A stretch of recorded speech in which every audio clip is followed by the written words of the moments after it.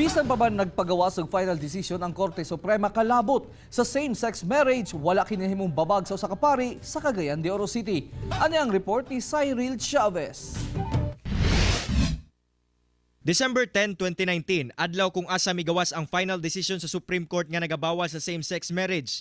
Sa desisyon sa korte, wala kunoy substantial arguments nga napakita si Attorney Jesus Nicardo Falsis III sa iyang petisyon nga dili lamang lalaki o babae ang pwedeng magpakasal.